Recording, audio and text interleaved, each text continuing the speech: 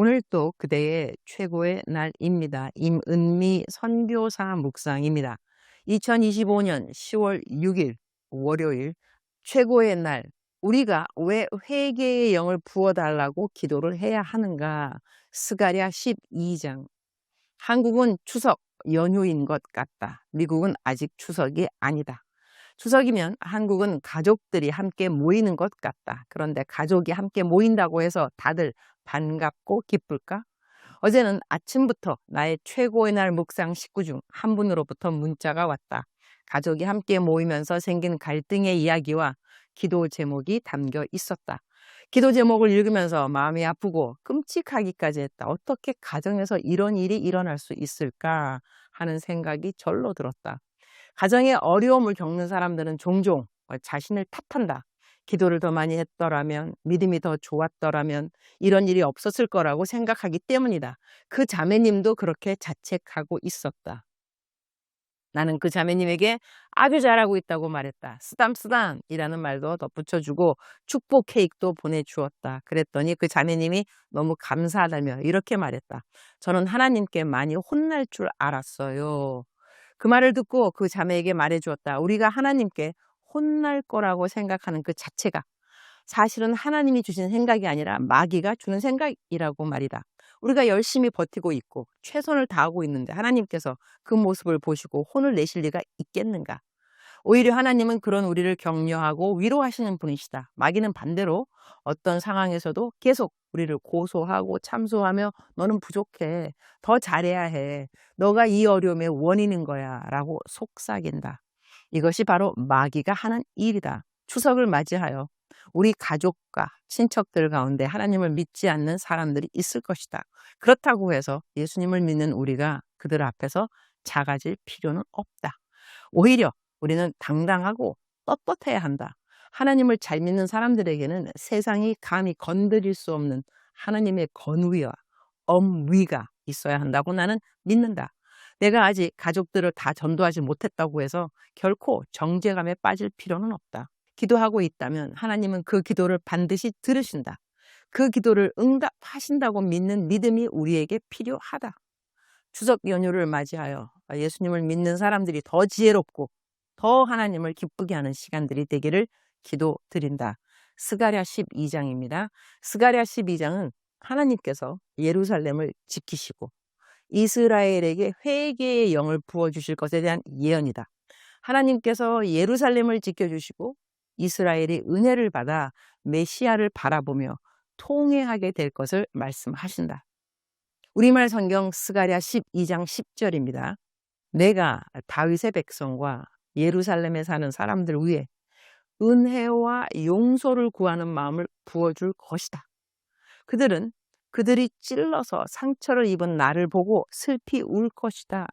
마치 외아들을 마음에 두고 슬피 울듯이 슬피 울 것이며 맏아들을 마음에 두고 슬피 울듯이 슬피 울 것이다. 이 말씀은 회개하는 마음조차 하나님이 주셔야 하는 마음이라는 것을 알게 된다. 그렇다면 이렇게 생각할 수도 있을 것이다. 회개의 마음도 하나님이 주신다면 우리는 굳이 기도할 필요가 없는 게 아닐까?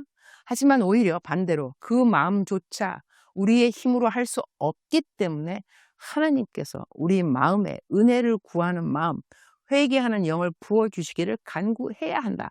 그것이 바로 하나님이 우리에게 원하시는 생각이고 태도인 것이다.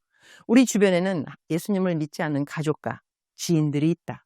남편이 구원받지 못하기도 하고 아내나 부모님이 여전히 마음을 돌리지 않기도 하고 자녀들이 하나님께 마음을 열지 않는 경우도 있다. 그러나 오늘 말씀은 분명히 말한다. 하나님께서 회개의 영을 주신다. 즉 하나님이 하시는 일이라는 것이다. 그러므로 우리는 하나님이 하시도록 기도해야 한다. 언제까지 기도해야 하는가? 그 기도의 응답이 올 때까지. 하나님이 그들의 마음을 바꾸실 때까지 우리는 멈추지 말아야 한다. 주님, 오늘 또 최고의 날입니다. 우리가 할 수 없는 일이 너무나 많습니다. 그 중에도 정말 우리가 할 수 없는 일은 사람의 마음을 바꾸는 일입니다. 그 마음을 돌이키는 것은 오직 하나님의 은혜뿐입니다. 하나님, 우리 가정 가운데 아직 하나님을 모르는 가족이 있다면 그들에게 회개의 영을 부어 주옵소서. 그들을 위해 눈물로 기도하는 한 사람 한 사람의 간구를 기억하시고 그들의 기도를 들으셔서 구원의 날을 허락하여 주옵소서. 추석 명절로 가족과 친척, 친구를 만나는 이때에 그 만남이 단순한 재회의 자리가 아니라 구원의 통로가 되게 하옵소서. 은혜를 베푸시고 긍휼을 베푸시며 회개의 영이 흘러가게 하옵소서. 주님 사랑합니다. 주님 감사합니다. 오늘 또 우리 주님 저를 보시면서 하루 종일 기쁨을 넘어서 감동을 받으시면 참 좋겠습니다. 외우면 좋은 말씀 스가랴 12장 10절. 내가 다윗의 백성과 예루살렘에 사는 사람들 위해 은혜와 용서를 구하는 마음을 부어줄 것이다. 그들은 그들이 찔러서 상처를 입은 나를 보고 슬피 울 것이다.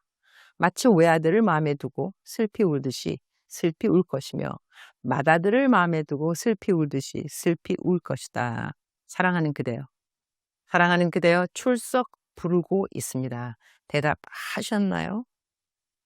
너와 너 가족이 구원을 얻으리라. 언제? 누구에게? 주 예수를 믿는 자에게.